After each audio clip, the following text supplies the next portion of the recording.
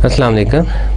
This is our lecture number 7। और lecture number 6 में हमने क्या किया था कि हमने जर्नल एंट्रीज जो है वो की थी, नेट सोल्यूशन की और जेजे लोन्स की। काफ़ी ज़्यादा हमने जर्नल एंट्रीज की थी और उसमें हमने रिकग्नाइज किया था कि एसेट्स कौन से हैं, लाइबिलिटीज़ कौन सी हैं, एक्सपेंसेस कौन से हैं और रेवेन्यू कौन सा है। और उसके बाद हमने उसको पोस्ट किया था लेजर में, और लेजर में पोस्ट करने के बाद हमने ट्रायल बैलेंस में जो है वो पोस्ट किया था। और ट्रायल बैलेंस जब हमारा बैलेंस आ गया था उसके बाद हमने उसको एंड कर दिया था और हमने ये कहा था कि भी आया लेट्स सी कि ट्रायल बैलेंस तो बराबर आ गए। इफ इन सम केसेस अगर वो ट्रायल बैलेंस जो है वो बराबर नहीं आता तो then what's happen, it's mean there is something wrong, कुछ एरर है। तो उस एरर को जो है वो कैसे ख़त्म किया जाए या क्या किया जाए, तो लेट्स सी लेक्चर नंबर 7 में हम देखेंगे कि लेक्चर जो है वो एरर जो है उसको कैसे रिमूव किया जा सकता है।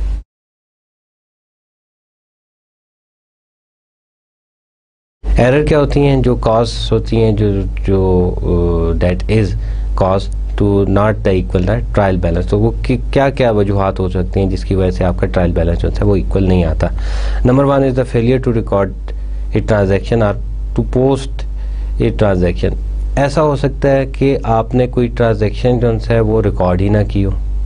सपोज आपने फ्यूल जो है वो किया था परचेज़, तो फ्यूल जो है आपने परचेज कर लिया, आपने कैश पे कर दिया, but you forget to record this transaction into the journal. एक तो ये हो सकता है, या फिर ये हो सकता है कि आपने कर लिया लेकिन लेजर में जो है वो पोस्ट जो है वो नहीं की, पोस्ट करना जो है आप भूल गए।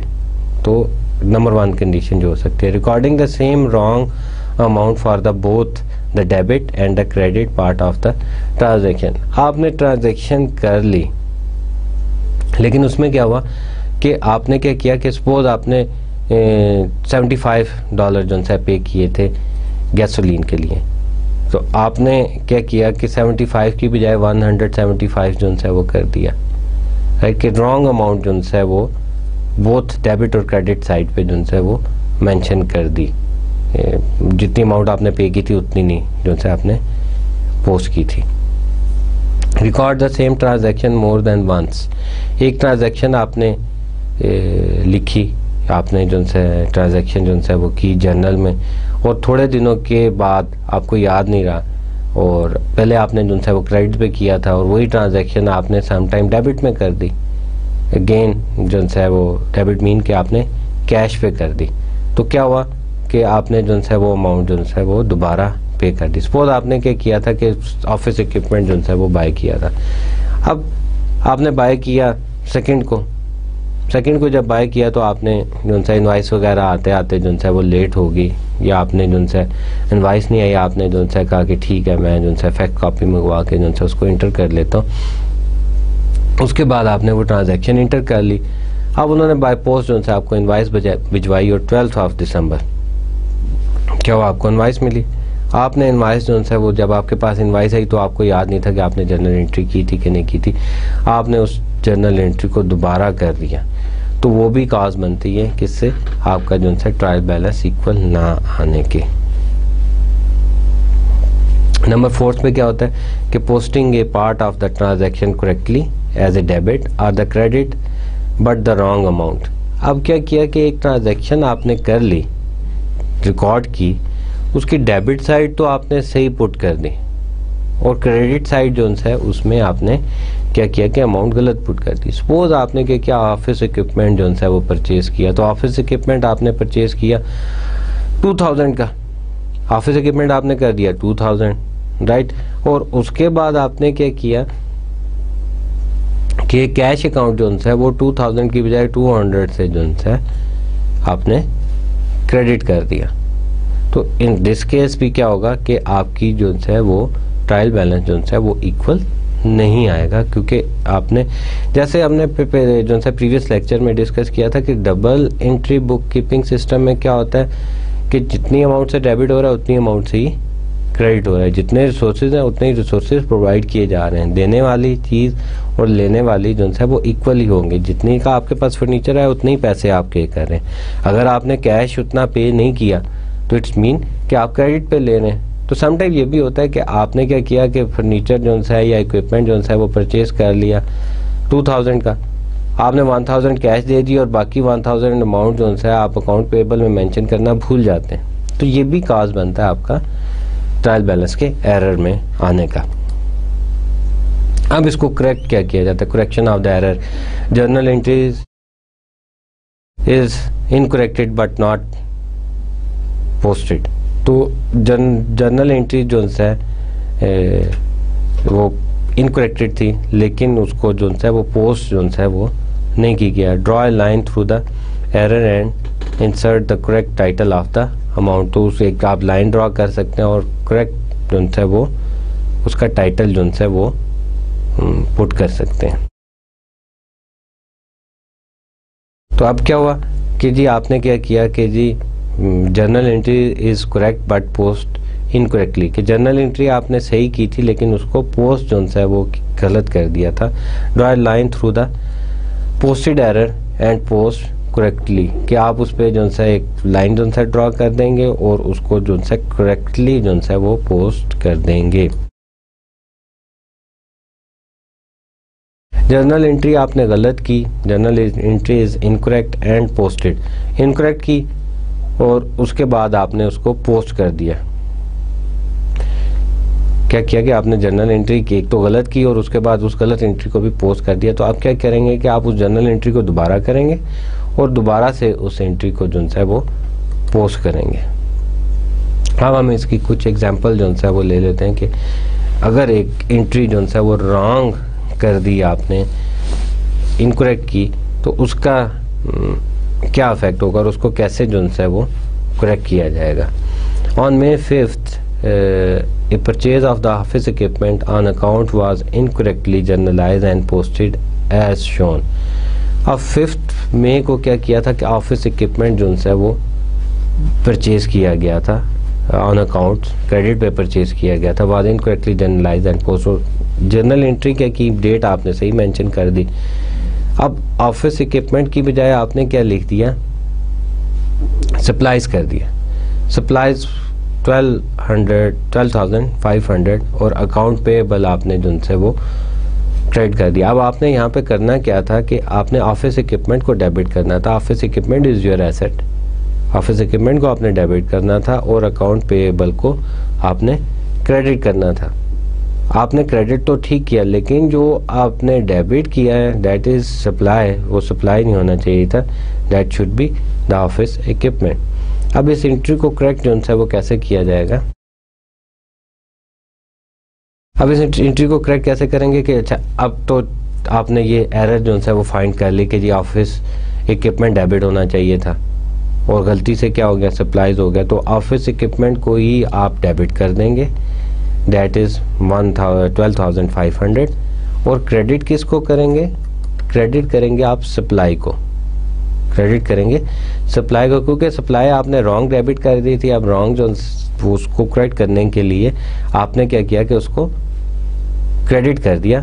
तो डेबिट और क्रेडिट जो है जब सेम अमाउंट से होगा तो वो अमाउंट आपकी जो है वो एंट्री जो है वो कैंसिल हो जाएगी। अच्छा, अकाउंटिंग में इस तरह नहीं होता कि आपने रॉन्ग एंट्री कर दी तो आपने उसको सिंपली जो है वो क्रॉस किया और उसके बाद दोबारा एंट्री कर दी, इस तरह नहीं होता है। अगर आपने एक दफ़ा रॉन्ग एंट्री पोस्ट कर दी है तो उस रॉन्ग एंट्री को आप कैंसिल नहीं करेंगे, उसी को एडजस्ट करने के लिए आप दोबारा एंट्री जो है वो करेंगे।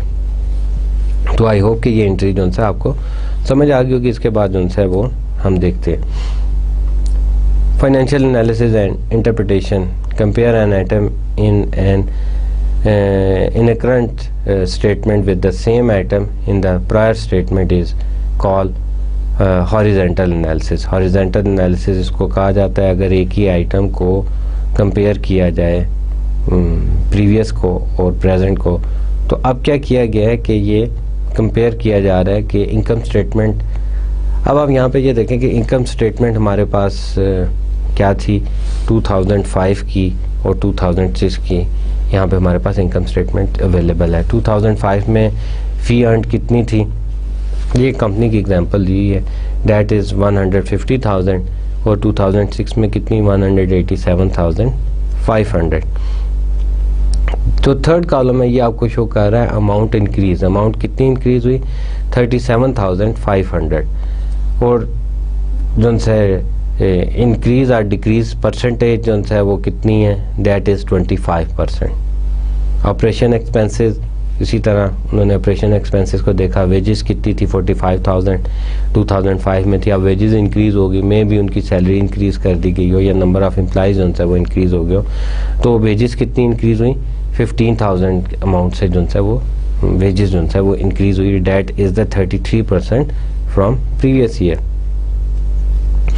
उसके बाद यूटिलिटी एक्सपेंस जो है वो चेक किए गए, यूटिलिटी एक्सपेंस कितने हैं वो आपको पता चला कि यूटिलिटी एक्सपेंस जो है that is in previous year that is 9,000 और अब कितना 12,500, इंक्रीज़ कितना हुआ 3,500, 38.9% इंक्रीज़ हुआ। सप्लाई एक्सपेंसेस, अब supply expenses it's not necessary कि हर एक्सपेंस जो है वो प्रीवियस ईयर से ज़्यादा इंक्रीज़ करे। सप्लाई एक्सपेंसेस कितने थे, सप्लाई एक्सपेंसेस वाज 3,000 इन 2005 और 2,700 इन 2006, तो वो डिक्रीज़ हुए कितने 300 से, वो डिक्रीज़ कितना है that is the 10% from previous year.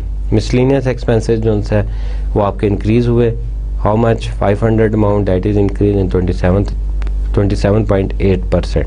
Total expenses आ गए और टोटल एक्सपेंसेस को जब आपने फी अर्न से माइनस किया तो आपकी नेट इनकम आ गई। Net income is increase by 15,800 और जो आपका प्रीवियस ईयर्स का कितना था 19.9% इंक्रीज था। अब जे लोन्स कंपनी है उसका ट्रायल बैलेंस लेते हैं और उसको देखते हैं कि वो जो है क्या शो कर रहा है हमें। अब J loans company unadjusted trial balance जो है, all balances are taken from the ledger account on May 31 after considering all of the J transaction for the month.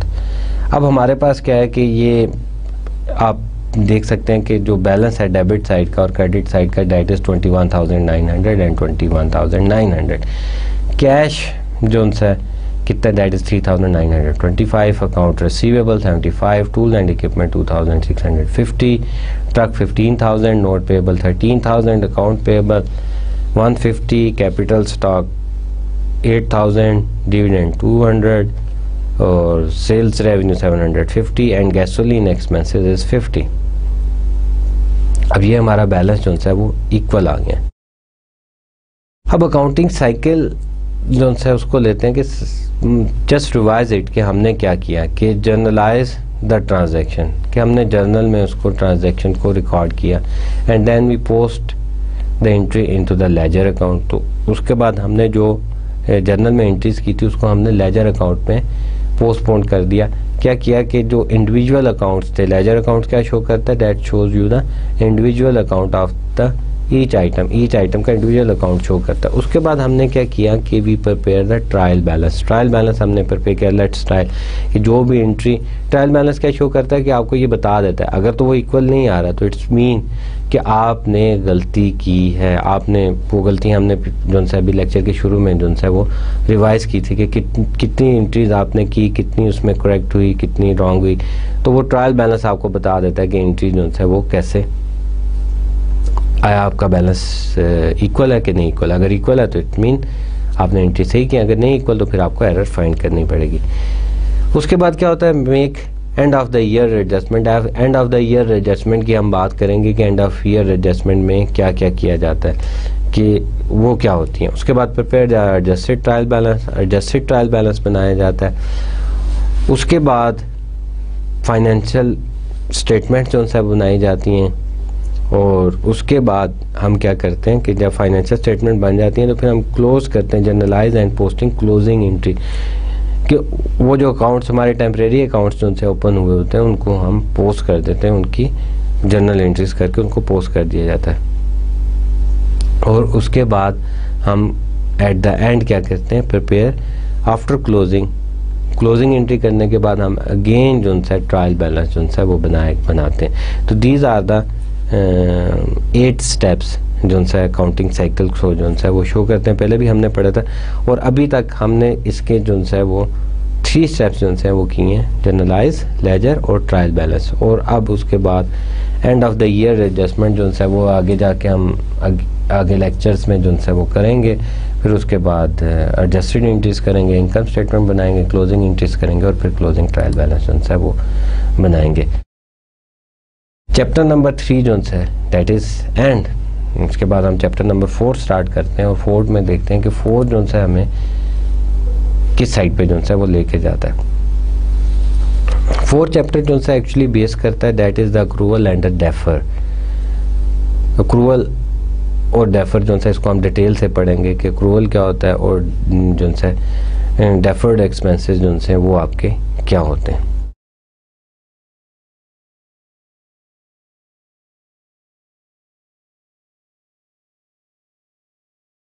At the end of a specific period, at the end of the year, हमें जैसे entries की ज़रूरत होती है कि हम अपने accounts को जो है वो अप टू डेट कर लें। अप टू डेट करने के बाद जो है हम फाइनेंशियल स्टेटमेंट्स में जो भी हमारी पोजीशन जो सी शो वो अपडेट हो, अप टू डेट हो। इस चैप्टर में हम ये भी पढ़ेंगे कि अगर एडजस्टमेंट एंट्रीज ना की जाएँ, अगर एडजस्टमेंट एंट्रीज ना की जाएँ तो उसका फाइनेंशियल स्टेटमेंट्स पे क्या इफेक्ट पड़ेगा। एक क्वेश्चन जो उनसे जहन में आता है कि ठीक है अगर एडजस्टमेंट एंट्री करने की ज़रूरत क्या है। आपको शायद ये भी याद हो कि हमने ऑफिस सप्लाईज जो है वो ख़रीदी थी, तो हमने क्या किया था कि ऑफिस सप्लाईज को एज ए एसेट जो है वो शो कर दिया था। अब ऑफिस सप्लाईज तो कंज्यूम हो रही हैं, तो पर मंथ कंज्यूम होंगी, तो जब वो पर मंथ कंज्यूम होंगी तो उसको हम क्या करेंगे कि एज ए एक्सपेंस जो है वो ट्रीट कर देंगे। आगे जाके जो है ये सारी ट्रांजैक्शन हम करेंगे तो then it will more clear to you. अब रेवेन्यू और एक्सपेंसेस को रिपोर्ट करने के 2 मेथड्स जो है वो कंसिडर किए जाते हैं। One is the cash basis of accounting and the second is the accrual basis of accounting. Under the cash basis of accounting, under the cash basis for the accounting period concept, revenue and expenses are reported in the income statement in the period in which cash is received or paid। अब cash basis में क्या होता है कि जब cash receive किया जाता है या पे किया जाता है तो उसमें जो है इनकम स्टेटमेंट में आप उसको रिपोर्ट करते हैं जब आप कैश रिसीव किया जाता है, राइट। और अक्रूवल बेसिस में क्या होता है, under the accrual basis for the accounting period concept revenue are reported in the income statement in the period in which they are earned. अब अक्रूवल बेसिस में क्या होता है कि रेवेन्यू तब शो किया जाता है जब उसको अर्न कर लिया जाता है। कैश रिसीव करते हैं नहीं करते, लेकिन जब उसको अर्न कर लिया जाता है तब उसको आप इनकम स्टेटमेंट में शो कर दिया जाता है।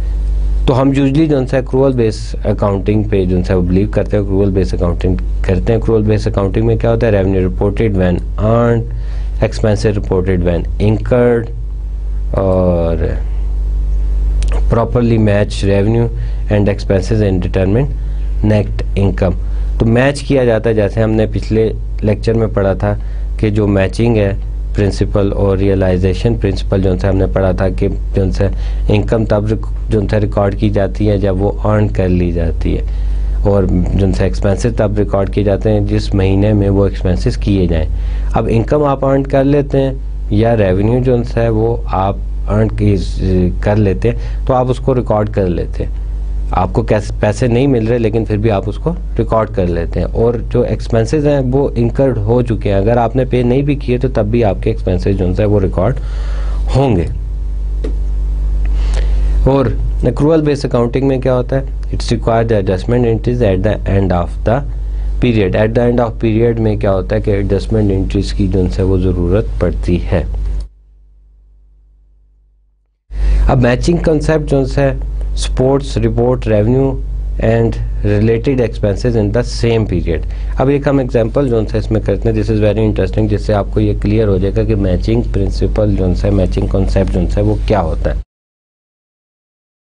Paid 10,000 for an advertising campaign for the product that will be introduced in 2005। अब 2004 में क्या हुआ कि $10,000 जो है वो पे कर दिए, किस लिए, एडवर्टीजमेंट कैंपेन के लिए। अब एडवर्टीजमेंट कैंपेन के लिए आपने पे कब किए, 2004 में, लेकिन एडवर्टीजमेंट कैंपेन कब होनी है, 2005 में होनी है। 10,000 recorded and as asset.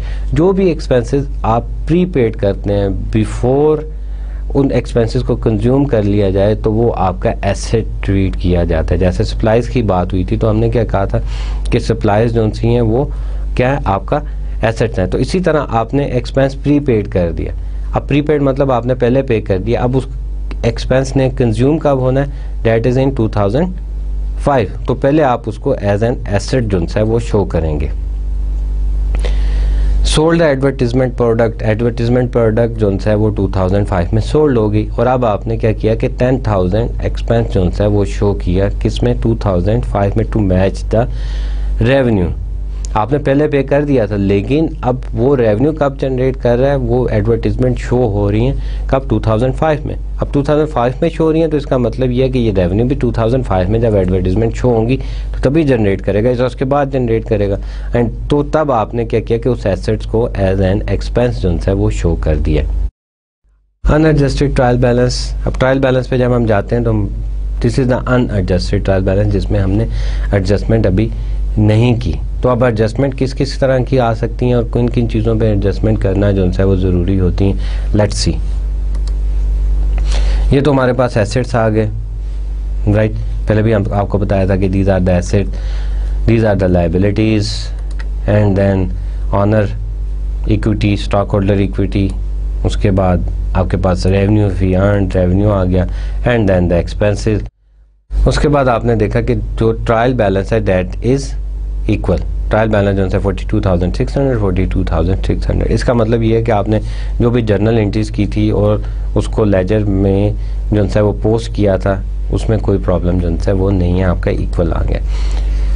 Chart का अकाउंट जो है वो आपको बताए हुए हैं कि कैश अकाउंट जो है उसको जो नंबर दिया हुआ है that is 11, account receivable 12, supplies 14, prepaid insurance 15, land 17, office equipment 18, और इसी तरह asset, liability, honour equity, revenue और एक्सपेंसेस सबको जो है चार्ट ऑफ अकाउंट जो है वो बताया हुआ है। चार्ट ऑफ अकाउंट क्या होते हैं कि आपको याद होगा कि जब तमाम अकाउंट्स को एक जगह एक पेज पे मेंशन कर दिया जाता है कि वो अकाउंट्स जो है वो किस किस जगह में है, तो वो नंबर आपको चार्ट ऑफ अकाउंट्स जो है वो बताते हैं, शो करते हैं।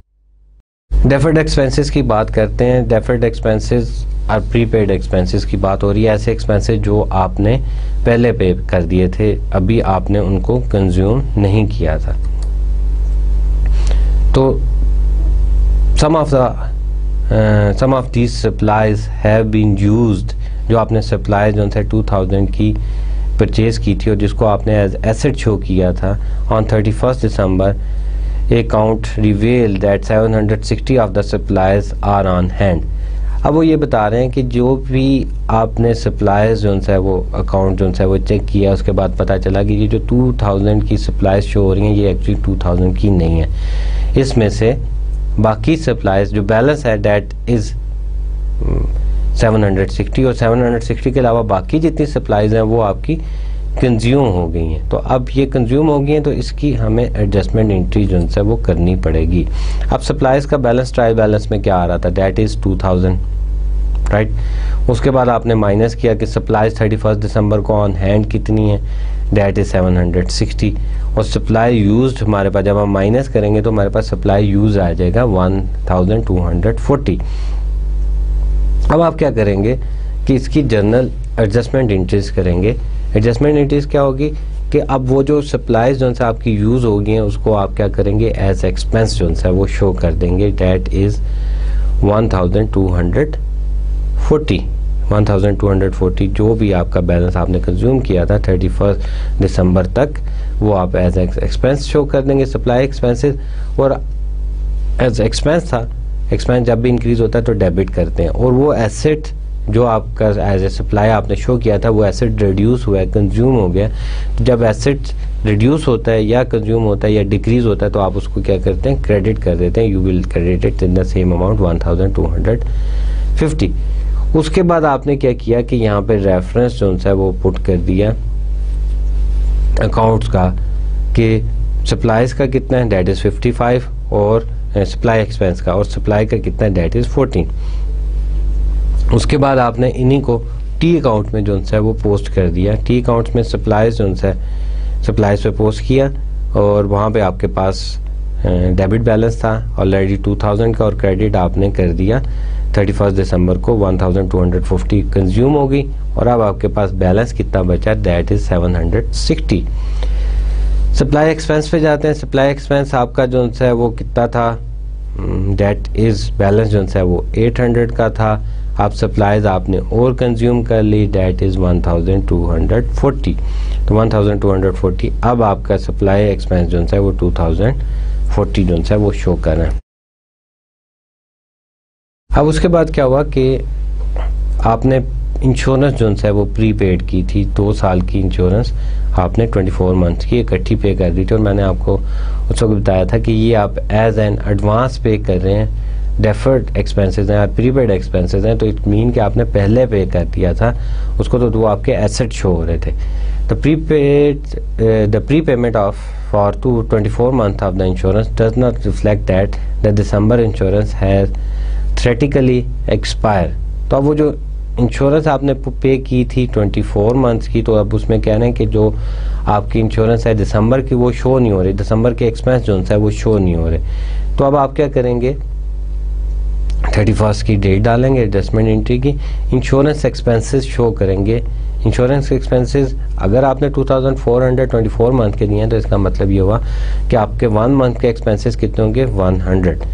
तो इंश्योरेंस एक्सपेंसेस आपने एक्सपेंसेस शो किया और उसके बाद प्रीपेड इंश्योरेंस जो आपने एसेट शो किया हुआ था, एसेट में डिक्रीज हो रहा था, उसको आपने 100 से क्रेडिट कर दिया। इंश्योरेंस एक्सपेंस है आपका, एक्सपेंसेस जब भी इंक्रीज होता है तो आप उसको क्या करते हैं कि डेबिट करते हैं, और जब आपका एसेट जो है वो डिक्रीज होता है तो आप उसको क्रेडिट कर देते हैं। आपने उसको क्रेडिट कर दिया विद द सेम अमाउंट। अब आप ये देखें कि प्रीपेड इंश्योरेंस का जो है वो टी अकाउंट बना हुआ था, उसमें बैलेंस आपके पास आ रहा था 2400 और जब आपने उसको क्रेडिट किया 100 से, इसका मतलब ये है कि आपने एसेट को जो है वो रिड्यूस कर दिया कितना, 100 से, और अब आपके पास एसेट कितना है, 2300।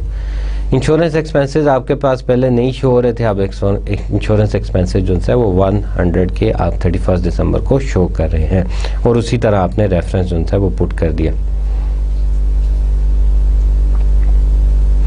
तो अब जो आपको अब ये पता चल गया होगा कि जो है ये रेफरेंस जो है वो कैसे पुट किया जाता है, तो फर्दर जितनी भी स्लाइड्स आएंगे उसमें हम जो है वो रेफरेंस को एरर का निशान जो है वो नहीं बताएंगे। Effect of omitting adjustment entry. अब अगर एडजस्टमेंट एंट्रीज जो है आप भूल जाते हैं तो उसका इफेक्ट जो है वो क्या होता है। अब आप ये देखें कि इनकम स्टेटमेंट में आपने क्या किया कि जो है एक्सपेंस जो है फर्स्ट आपका जो ट्रांजैक्शन थी वो ये थी कि सप्लाईज जो है आपने कंज्यूम कर ली थी कितनी, हम उसको चेक करते हैं कि सप्लाईज आपने कितनी कंज्यूम की थी, डेट इज़ 1240 सप्लाईज आपने कंज्यूम कर ली थी और उसके बाद 100 जो है वो आपका था उसका, तो इसका मतलब ये हुआ 1340 आपने एक्सपेंस शो करना था जो आपने शो नहीं किया। तो अब जब आप इनकम स्टेटमेंट बनाते हैं तो इसका मतलब है एक्सपेंसेस जो सा होगा इनकम स्टेटमेंट में they are under stated by 1340। अगर एक्सपेंसेस आप कम शो करेंगे तो इसका मतलब ये होगा कि आपने वो एक्सपेंसेस माइनस करने थे रेवेन्यू में से, तो अगर आप वो एक्सपेंसेस रेवेन्यू में से माइनस नहीं करते तो इसका मतलब ये होगा कि नेट इनकम आपकी ओवर स्टेट कर रही होगी, ओवर शो हो रही होगी कितनी, on the same amount 1340। Second क्या होगा कि बैलेंस शीट में एसेट्स जो हैं वो आपके ओवर स्टेटेड हो रहे होंगे क्योंकि आपने सप्लाईज और इंश्योरेंस एक्सपेंसेस को एज एन एसेट शो किया था, करंट एसेट शो कर रहे थे, तो अब वो तो कंज्यूम हो गए। अब कंज्यूम हुए तो वो जो है आपने मेंशन नहीं किए, तो अब वो एसेट जो है they are over stated by the same amount 1340।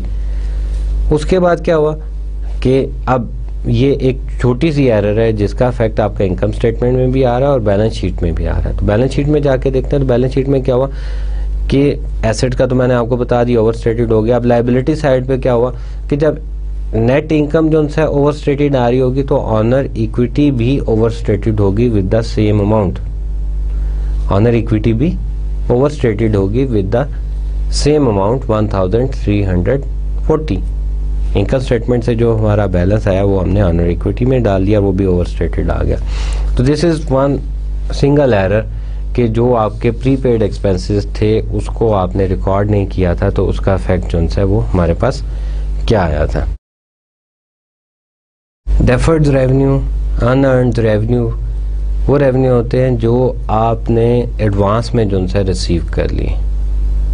Like आपने जो है एक बिल्डिंग रेंट पे दी, तो आपने क्या किया कि उसका रेंट जो है वो 3 मंथ्स का, 4 मंथ्स का या 1 ईयर का एडवांस में ले लिया। अब होगा यूँ कि वो क्या होगा कि जब वो जितने महीने वो यूटिलाइज होगी, मतलब आपने 1 दिसंबर को ले लिया, अब 1 जनवरी को लिया, that is for the month, for the whole year. तो अब आप according to the matching principle और जो है रियलाइजेशन प्रिंसिपल, उसके मुताबिक क्या करना है कि रेवेन्यू को तो आपने तब रिकॉर्ड करना है जिस मंथ का वो रेवेन्यू है। अब जब आपने रिसीव किया, आप उस वक्त रेवेन्यू जो है उसको शो नहीं करेंगे, तो आप क्या करते हैं कि उसको एज ए लाइबिलिटी जो है वो शो कर देते हैं। अब एज ए लाइबिलिटी आपने शो किया, तो जिस महीने का रेंट ड्यू मतलब आपने अर्न किया, तो उस महीने आपने एडजस्टमेंट एंट्री जो है वो करनी होती है। जब वो आप एडजस्टमेंट एंट्री नहीं करते तो फिर उसका इफेक्ट देखेंगे कि हम जो है उसका इफेक्ट क्या आ रहा होता है। तो डेफर्ड रेवेन्यू और अनअर्न्ड रेवेन्यू वो है कि वो चीज़ जो आपने एडवांस में रिसीव कर ली, वो इनकम जो आपने एडवांस में रिसीव कर ली है, वो इस महीने से रिलेट नहीं कर रही थी या फॉरवर्ड मंथ से रिलेट कर रही थी, तो उसका आप क्या करेंगे। 3 months rent $360 was received on December 1st. As of 31st December, only $120 has been earned. अब इस एंट्री से, इस डिटेल से आपको पता चल रहा है कि आपके ट्रायल बैलेंस में क्या आ रहा था, अनअर्न्ड रेंट जो सा वो शो हो रहा था। अनअर्न्ड रेंट जो सा था दैट इज़ 360। अब 363 मंथ्स का था, तो 31 दिसंबर को आपने वो रेंट अर्न कर लिया 120, तो उसकी एडजस्टमेंट जो सी है वो नहीं हुई थी। तो इसकी एडजस्टमेंट एंट्री क्या कैसे करेंगे, 31 दिसंबर डेट डाली, अनअर्न्ड रेंट जो है उसको हमने लाइबिलिटी शो किया हुआ था। तो लाइबिलिटी जब डिक्रीज होती है तो हम क्या करते हैं, उसको डेबिट करते हैं। तो अनअर्न्ड रेंट को हमने डेबिट कर दिया, और रेंट रेवेन्यू जो है for that month, specific month is 120, वो हमने क्या किया, क्रेडिट कर दिया। तो रेवेन्यू हमने अर्न कर लिया। तो रेवेन्यू जब अर्न करते हैं तो रेवेन्यू हमारा इंक्रीज़ होता है। तो रेवेन्यू जब इंक्रीज़ होता है तो हम उसको क्रेडिट करते हैं, तो हमने उसको 120 को क्रेडिट कर दिया। तो इसको हम पोस्ट कैसे करेंगे, तो अनअर्न्ड रेवेन्यू जब टी अकाउंट देखें तो वो आपके पास कितना आ रहा है, 360 जो है वो क्या था, क्रेडिट था, आपकी लाइबिलिटी थी। अब उसमें से 120 जो है लाइबिलिटी आपने पे कर दी। जब लाइबिलिटी जो है वो पे हो जाती है, लाइबिलिटी जो है वो डिक्रीज होती है, तो आप उसको डेबिट करते हैं। रेंट रेवेन्यू आपका जो है वो इंक्रीज हुआ है, कितना, दैट इज़ 120 ऑन 31 दिसंबर। अब देखते हैं अगर ये एंट्री हमने नहीं की तो इसका इनकम स्टेटमेंट और एसेट पे जो है वो क्या इफेक्ट पड़ेगा। इनकम स्टेटमेंट लिया तो रेवेन्यू जो है 120 से अंडर स्टेटेड था। क्या आपने क्या किया था कि 120 शो करना था रेवेन्यू को, लेकिन आपने शो नहीं किया। तो इसका मतलब क्या हुआ कि नेट इनकम जो है they are under stated by 120, right. अगर आपने रेवेन्यू शो किया 120 तो लाजमी बात है कि नेट इनकम जो है वो कम होगी 120 से। उसके बाद बैलेंस शीट में जाते हैं। बैलेंस शीट में एसेट्स वाली साइड पे कोई इफेक्ट नहीं आएगा। लाइबिलिटी जो है वो ओवर स्टेटेड होंगी। हाउ मच अमाउंट, 120 से। लाइबिलिटी जो है वो ओवर स्टेटेड होंगी 120 से, क्योंकि आपने लाइबिलिटी जो सी हैं वो अर्न कर ली हैं, पे कर दी हैं, दैट इज़ 120। और honour equity is under stated bye same amount 120। क्योंकि रेवेन्यू अर्न किया तो रेवेन्यू जाता कहाँ पे, ऑनर इक्विटी में जाता ना। तो रेवेन्यू जब आपने अर्न किया तो रेवेन्यू जो है वो ऑनर इक्विटी को अफेक्ट कर रहा है विद द सेम अमाउंट 120। ये छोटी सी एरर जो है जिसने हमारा इनकम स्टेटमेंट को भी अफेक्ट किया और बैलेंस शीट को भी अफेक्ट किया। Accrued expenses are accrued liability. देखते हैं कि इसका इफेक्ट जो है वो क्या होता है। Wages expenses at the end of December, accrued wages amounted to $250. Currently wages expenses is understated and there is no liability shown on these expenses. अब accrued wages वो हैं जो आपने पे करनी थी, जो आपकी आउटस्टैंड कर रही हैं, जो आपने पे नहीं की, दैट इज़ अमाउंट 250. वो 250 जो से अब आपने पे करना है, वो लाइबिलिटी जो सी है वो शो नहीं हो रही. तो वेजेस एक्सपेंसेस जो से हैं वो अगर आप देखें 4275 शो हो रहे हैं एज एन एक्सपेंस जो है ट्रायल बैलेंस में. तो अब हम जो से इसकी एडजस्टमेंट एंट्री करते हैं. एडजस्टमेंट एंट्री क्या होगी कि वेजेस एक्सपेंसेस अभी आपने शो जो है वो पे नहीं किए थे लेकिन आपके ड्यू है, क्रूड है, तो वेजेस एक्सपेंसेस आपने डेबिट किया. एक्सपेंसेस जब इंक्रीज होता है डेबिट करते हैं 250 से. और वेजेस पेएबल, अगर तो आप कैश पे करते तो कैश आप जो है वो सिंपल मेंशन कर देते, लेकिन यहाँ पे आप कैश पे नहीं कर रहे तो यहाँ पे आप क्या करेंगे कि वेजेस पेएबल जो है वो लिख देंगे 250. तो अब इसको पोस्ट करते हैं वेजेस एक्सपेंसेस को. वेजेस एक्सपेंसेस में क्या हुआ कि ऑलरेडी थे 4275 डेबिट थे, अब और इंक्रीज हो गए कितने 250 से. और वेजेस पेएबल जो सी हैं अब आउटस्टैंड कर रही है लाइबिलिटी आपकी कितनी 250 से 31 दिसंबर को. अब ये देखते हैं कि ये ट्रांजैक्शन को आप ओमिट कर देते हैं तो इसका इफेक्ट जो है वो इनकम स्टेटमेंट में क्या आता है. एक्सपेंस रेवेन्यू पे तो कोई इफेक्ट नहीं आएगा. एक्सपेंस जो है they are under stated by 250 कि ऐसा एक्सपेंस जो आपने किया था और वो आप करना जो है रिकॉर्ड करना जो है वो भूल गए थे, तो इनकम स्टेटमेंट में उसका इफेक्ट आएगा. Expenses are under stated by 250. और जो आपकी नेट इनकम है that is over stated by the same amount. क्या मतलब एक्सपेंसेस आपका था, आपने पे नहीं किया, आपने पे ट्रांजैक्शन उसकी नहीं की, शो करनी थी, तो आप जो इनकम शो कर रहे हैं वो जो सी है वेजेस जो सी थी वो रेवेन्यू उसने जनरेट किया दिसंबर के महीने में, तो आपने दिसंबर के महीने में उसको लिखना था, आपने उसको नहीं लिखा तो उसकी वजह से आपकी नेट इनकम जो सी है that is over stated for 250. Balance sheet में चले जाते हैं.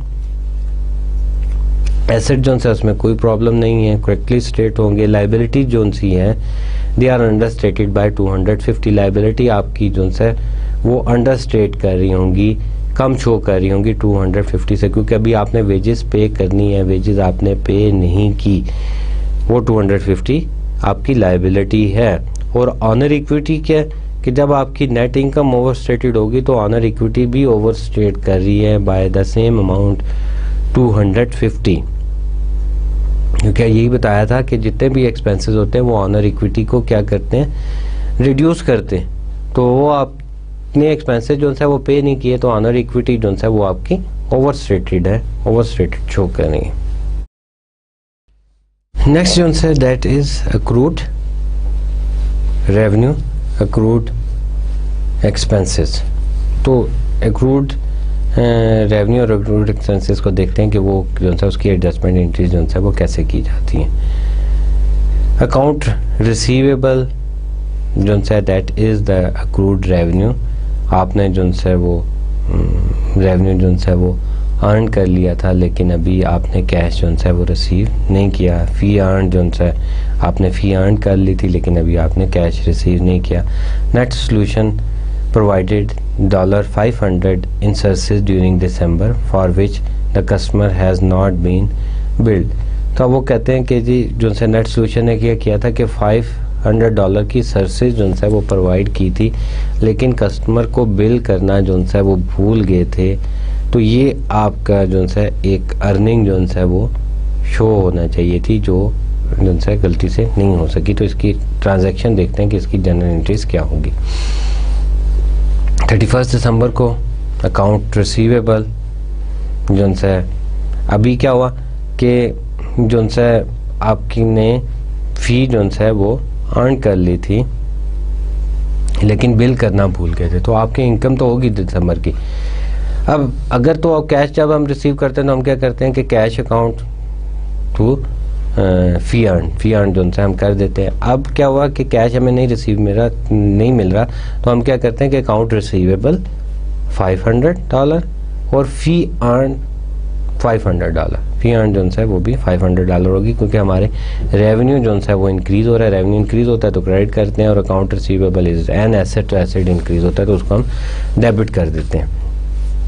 अब देखते हैं कि इसका इफेक्ट जो है वो क्या होगा। अकाउंट रिसीवेबल हमारे पास पहले कितने थे, 2220, और अब कितने हो गए, दैट इज़ 2720, 500 हमारे पास और आ गए। और फ़ी अर्न पहले कितने थे, 16,340, और अब 500 और आ गया, तो रेवेन्यू जो है वो हमारा और जनरेट हो गया, दैट इज़ 16,840 टोटल हो गया। और अब ये ट्रांजैक्शन हमने जब नहीं की तो हमारा इनकम स्टेटमेंट और बैलेंस शीट पे क्या इफेक्ट होगा। एक तो ये सिंपल आपको नज़र आ रहा है कि जो रेवेन्यू है that is under stated by 500, revenue हमारा जो है वो कम शो हो रहा है 500 से, और उसके बाद जो है नेट इनकम जो है वो भी अंडर स्टेटेड होगी बाय 500, क्योंकि आप जब रेवेन्यू कम शो कर रहे हैं तो इनकम स्टेटमेंट भी कम शो हो रही होगी। बैलेंस शीट में चले जाएं तो बैलेंस शीट में देखते हैं कि assets are under stated by 500, जो आपने अकाउंट रिसीवेबल शो करना था वो आपका अंडर स्टेटेड था, वो आप कम शो कर रहे हैं कितने, 500 से। और ऑनर इक्विटी भी, लायबिलिटी साइड पे तो कोई इफेक्ट नहीं हुआ। ऑनर इक्विटी ने क्या किया कि ऑनर इक्विटी जो है वो भी आपकी शो कर रही है 500 अंडर स्टेटेड, कि ऑनर ने ये अर्न किया था लेकिन वो वहाँ पर नहीं शो हो रहा। तो ओवरऑल जो है वो ऑनर इक्विटी जो है वो 500 अंडर स्टेटेड होगी। उसके बाद अब हम बात करते हैं, these are the adjustment entries. वो थी कि जो आपने रेवेन्यू अर्न कर लिया था, या एक्सपेंसेस प्रीपेड किए थे, या एक्सपेंसेस ऐसे थे जो आपने पे नहीं किए थे, वो सारी ट्रांजैक्शन जो सी हमने की, और उसका देखा कि एडजस्टमेंट एंट्रीज किस तरह की जाती हैं। तो अब बात आती है एसेट्स की। तो जो फिक्स एसेट्स होते हैं उसकी भी एडजस्टमेंट एंट्रीज जो है वो की जाती हैं। तो फिक्स एसेट्स को देखते हैं। फिक्स एसेट कौन से होते हैं, लैंड जो है, land has a infinity life, therefore it does not depreciate. अब लैंड की बात करते हैं, लैंड इज़ एन एसेट जिसकी लाइफ जो है वो फिक्स होती है, तो इसको डेप्रिशिएट जो है वो नहीं किया जाता। डेप्रिसिएशन का मैंने आपको शायद पहले भी बताया था कि डेप्रिसिएशन क्या होती है कि कोई भी एसेट जिसकी लाइफ जो है मोर देन 1 ईयर हो, तो उसको हम पर ईयर जितना यूटिलाइज करते हैं तो उतना हम उसको डेप्रिशिएट कर देते हैं। उसको कहने का मतलब ये है कि उसको हम उतना यूटिलाइज कर लेते हैं, उसकी वैल्यू उतनी कम हो जाती है। तो लैंड इज़ एन एसेट जिसकी लाइफ इन्फिनिटी होती है, तो इसलिए उसको डेप्रिशिएट नहीं किया जाता। तो लैंड के ऊपर जब बिल्डिंग बन जाती है तो building has a limited life, so it must be depreciate. और एक कॉन्ट्रा अकाउंट जो है वो यूज़ किया जाता है एडजस्टमेंट एंट्रीज के लिए, जिसको हम क्या कहते हैं, accumulated depreciation building, accumulated depreciation building. तो उसमें जो है काउंटर एंट्री जो है वो की जाती है। अब बिल्डिंग जो है उसकी लाइफ जो है मेंशन है, सपोज 50 ईयर्स है, 100 ईयर्स है, तो उतना जो है उसको अकामुलेट किया जाएगा। उसके बाद उसकी वैल्यू जो है वो 0 हो जाती है। उसके बाद इक्विपमेंट आ गया। तो इक्विपमेंट जो है, equipment has a limited life, it depreciate, उसके लिए भी काउंटर जो है अकाउंट जो है वो यूज़ किया जाता है, अकामुलेटेड डेप्रिसिएशन इक्विपमेंट। जितना भी इक्विपमेंट होता है उसकी यूज़फुल लाइफ जितनी भी होती है उसको जो है उसके मुताबिक जो है वो हम डेप्रिशिएट जो है वो कर लेते हैं। अब हम उसकी जनरल ट्रांजैक्शन देखते हैं, एडजस्टमेंट एंट्रीज देखते हैं कि वो किस तरह की जाती है। Net Solution estimate that the depreciation on its office equipment to be 50 for the month of December. अब उसने क्या किया, नेट सोल्यूशन ने उसने एस्टिमेट किया कि जो उसके ऑफिस इक्विपमेंट की डेप्रिसिएशन है that is 50 for the month of दिसंबर। तो अब इसकी हम एंट्री क्या करेंगे कि जितना वो यूटिलाइज हुआ कितना, दैट इज़ 50, तो डेप्रिसिएशन एक्सपेंसेस हम कर देंगे दैट इज़ $50, और अकामुलेटेड डेप्रिसिएशन को हम क्रेडिट कर देंगे, अकामुलेटेड डेप्रिसिएशन ऑफिस इक्विपमेंट $50 से। अब जब हम इसको टी में पोस्ट करते हैं तो टी अकाउंट में हमारे पास क्या था, अकामुलेटेड डेप्रिसिएशन ऑफिस इक्विपमेंट, क्या किया कि उसको हमने क्रेडिट साइड पे मेंशन कर दिया 50, और डेप्रिसिएशन एक्सपेंसेस को डेबिट साइड पे मेंशन कर दिया 50। तो ये हमारी जो सी ट्रांजैक्शन होती है किसकी, डेप्रिसिएशन की। अगर ये ट्रांजैक्शन आप जो सा बिल्डिंग की करेंगे तो depreciation expenses to accumulated depreciation building.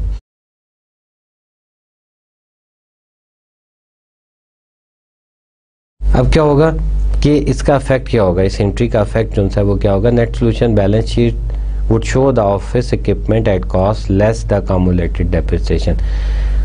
अब बैलेंस शीट हमेशा जो एसेट्स है उसको कॉस्ट में, जिस कॉस्ट पे उसको बाय किया जाता है उसमें मेंशन करती है। मेंशन कितने पे किया, दैट इज 1800 और less accumulated depreciation minus the accumulated depreciation that is 50 is for 1 month. Next month के लिए क्या होगा, अक्यूमुलेटेड डेप्रिसिएशन आपकी जो बैलेंस आएगा दैट इज 100, तो आप 100 माइनस कर देंगे। तो अब 50 माइनस किया है तो जो बैलेंस शीट में एसेट साइड पे ऑफिस इक्विपमेंट आएगा that will be 1750, that is the book value. अब ये ट्रांजैक्शन नहीं की तो इसका इफेक्ट जो है इनकम स्टेटमेंट पे क्या आया कि एक्सपेंस जो है आपने शो नहीं किया था तो expense are under stated, income जो सी आपकी ओवर स्टेटेड हो रही हैं, बैलेंस शीट एसेट्स जो है वो ओवर स्टेटेड हो रहा है क्योंकि एसेट को आपने डेप्रिशिएट करना था, उतना यूटिलाइज कर लिया, उतना उसको माइनस करना था, दैट इज 50।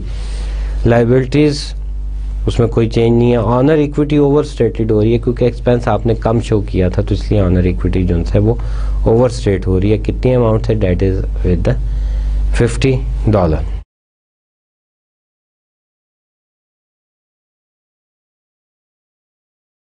उसके बाद समरी पे जो है वो चलते हैं कि summary of the basic adjustment क्या, types of account, deferred expenses जो है उसमें क्या किया जाता है कि आप डेबिट करते हैं एक्सपेंसेस को और क्रेडिट कर देते हैं एसेट्स को। एक्सपेंसेस उसका इफेक्ट जो है बैलेंस शीट पे और इनकम स्टेटमेंट पे क्या आता है कि जो रेड कलर शो कर रहा है that is showing you the income statement और जो ब्लू कलर शो कर रहा है that is effect on the balance sheet.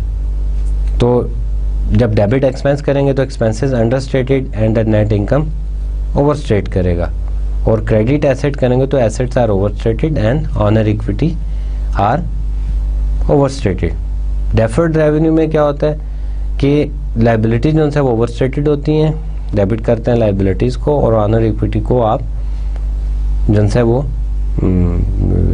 Liability जो है ओवर स्टेटेड हो रही होती है और ऑनर इक्विटी जो है वो अंडर स्टेटेड हो रही होती है। और क्रेडिट करते हैं आप रेवेन्यू को, रेवेन्यू अंडर स्टेटेड हो रहे होते हैं और नेट इनकम जो सी है वो भी उसके साथ साथ अंडर स्टेटेड हो रही होती है इनकम स्टेटमेंट में। अक्रूड एक्सपेंसेस में भी इसी तरह होता है, अक्रूड रेवेन्यू में भी और फिक्स एसेट में भी जो है इसी तरह अफेक्ट किया जाता है, जिसको हमने पिछली स्लाइड्स में डिटेल से जो है वो पढ़ लिया था। और इस समरी को जब आप देखेंगे तो आप जो है उसको अंडरस्टैंड करने में जो है आपको ज़्यादा आसानी हो जाएगी। This is the end of today session. आज हमने क्या किया था कि ट्रायल बैलेंस को देखा था कि अगर ट्रायल बैलेंस में जो है एरर आ जाती हैं, ट्रायल बैलेंस आपका इक्वल नहीं आता तो हमने बताया था कि इट मीन कि आपने कोई एरर की है, तो उसको हमने फाइंड किया था कि एरर को किस तरह जो है वो फाइंड किया जा सकता है। आपने जर्नल एंट्रीज को चेक किया, कोई एंट्री आपने गलत पोस्ट कर दी, कोई एंट्री ऐसी थी जो आप भूल गए थे कि आपने जो है वो पोस्ट करना भूल गए थे। सम टाइम ऐसा हुआ था कि you posted the wrong amount on debit and credit side. Some time आपने जो कैश में लिया था आपने उसको रॉन्ग एंटर कर दिया, आपने अकाउंट रिसीवेबल शो कर दिया। तो these all show us that you make some mistake. तो वो मिस्टेक आप किस तरह फाइंड कर सकते हैं वो हमने जो है आपको बताया था आज के लेक्चर में। उसके बाद हमने बताया था कि अगर कोई आपसे गलती हो गई थी and then you find it तो उसको आप किस तरह करेक्ट कर सकते हैं। उस एंट्री को आपने जो है वो करेक्ट किया। उसके बाद हमने क्या किया था कि एडजस्टमेंट एंट्रीज की बात की थी कि एडजस्टमेंट एंट्रीज जो है वो क्यों की जाती हैं। उसमें हमने देखा कि कुछ एक्सपेंसेस जो है वो आपने पहले पे कर दिए थे, प्रीपेड कर दिए थे, तो वो आपने एसेट शो किए हुए थे। अगर उन एसेट्स को जो है आप एक्सपेंस शो नहीं करेंगे तो उसके बाद क्या इफेक्ट होगा। कुछ लाइबिलिटीज़ ऐसी थी जो आपने पे करनी थी, आपने पे नहीं की, वो आपकी आउटस्टैंड कर रही थी, उसका इफेक्ट हमने चेक किया। कुछ इनकम जो है वो आपने अर्न कर ली थी और एडवांस में रिसीव कर ली थी और जिस मंथ वो ड्यू हो रही थी उस वक्त आपने एंट्रीज नहीं की थी। तो हमने ये सारी एंट्रीज जो है वो की थी और उसके बाद जो है वो हमने उन सबको जो है वो उन सब एंट्रीज को जो है हमने रिकॉर्ड किया और उसके बाद देखा कि उसका इफेक्ट जो है इनकम स्टेटमेंट पे और एसेट्स में जो है वो क्या आता है। तो आई होप कि आपको जो है एडजस्टमेंट एंट्रीज के बारे में जो है पता चल गया होगा। Thank you very much, see you next lecture. अल्लाह हाफिज़।